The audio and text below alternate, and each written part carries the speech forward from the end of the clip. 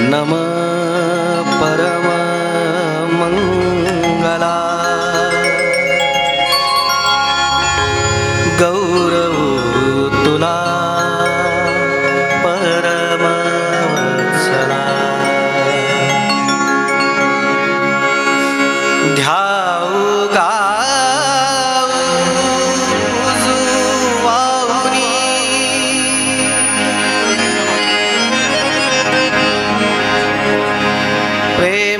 प्रेमाशुंच्या फुला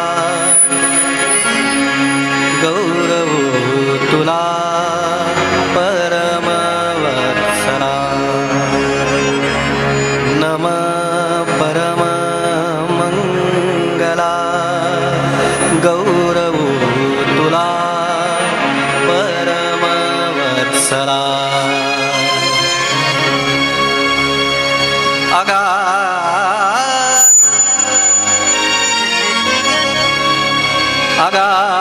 अगाद्वया सदा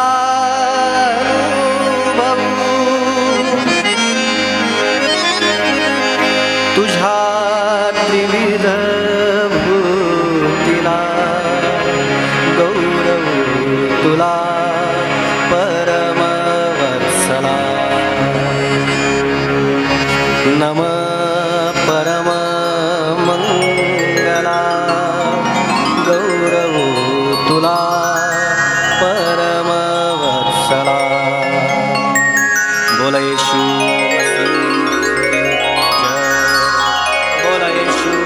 मसीह की जय बोला येशू मसीह की जय प्रभु मी गीत तुझे गाणा प्रभु मी गीत तुझे गाणा तूच दिलेल्या शब्द सुराती तूच दिलेल्या शब्द सुराती तुझला आळविला प्रभु मी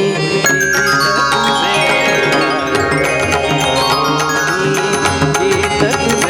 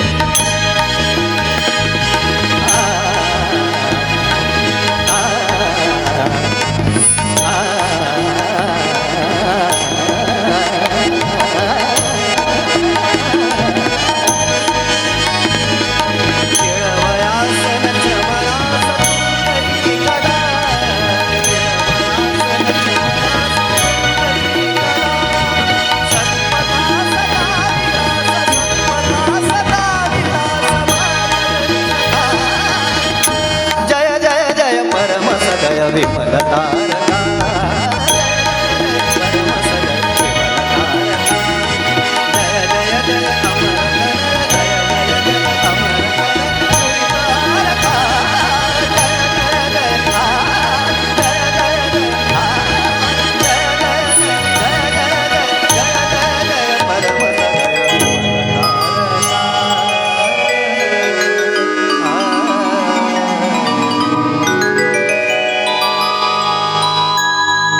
जय जय परमसदय विमल तारका. अंधारामध्ये आम्हाला प्रकाश देणारा तो तारा या जगामध्ये आमच्यासाठी एक दीपस्तंभ बनून आला. तुमच्या आणि माझ्यासाठी तो एक मार्ग दाखवणारा परमेश्वर प्रभू येशू ख्रिस्ताच्या रूपानं एक प्रकाश म्हणून या जगामध्ये आला. आणि मग या प्रभू येशू ख्रिस्ताचं वेड अनेक जणांना लागलं. त्यातला एक व्यक्ती म्हणजे सन्माननीय नारायण वामन टिळक.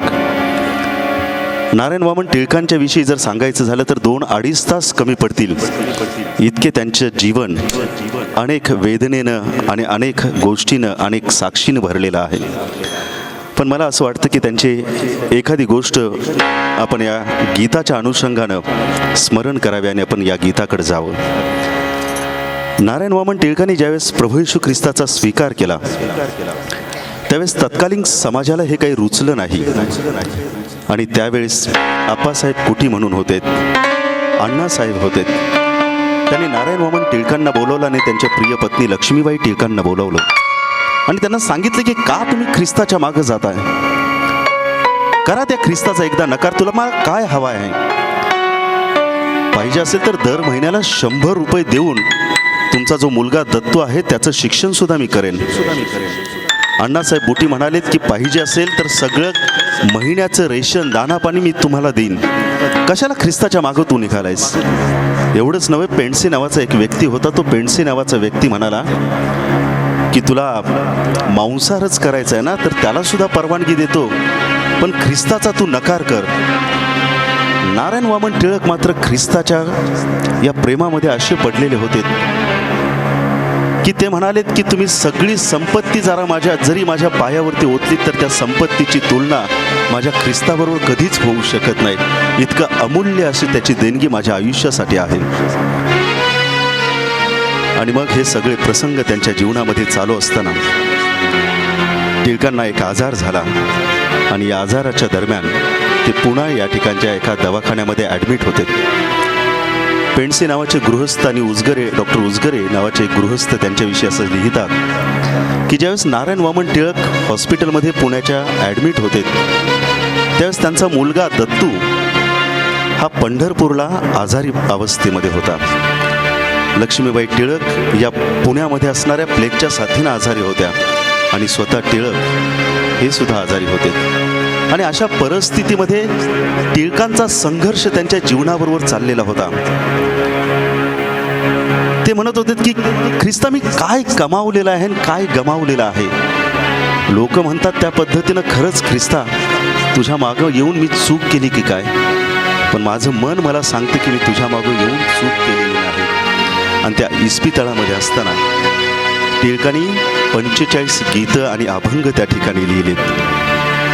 बिछाण्यावरती असताना हा माणूस 45 गीतं लिहितो आणि त्या गीतातलं एक गीत जे त्यांनी त्या रुग्णालयामध्ये लिहिलं त्या गीतामध्ये असं म्हणतात की हे जे 6 षडरिपू आहेत काम, क्रोध, मोह, मत्सर यांच्याबरोबर परमेश्वरा मी धडपडत आहे, त्याच्याबरोबर मी संघर्ष करीत आहे, पण माझं मन माझ्या कयामध्ये राहत नाही. परमेश्वरा मी याच्यातून कधी मोकळा होणार. आणि त्याचं उत्तर ते स्वतःच देतात की जेव्हा प्रभू मी तुझ्यासाठी वाहिलेला असेल त्याच वेळेस मी या सर्व षडरिपूतून, या संघर्षातून, या सर्व प्रकारच्या मोहातून रिक्त होऊ शकतो. आणि त्यांचा जो चाललेला संघर्ष होता जो त्यांनी शब्दबद्ध केला त्या इस्पितळामध्ये, ते गीत यावेळेस आपण ऐकूया.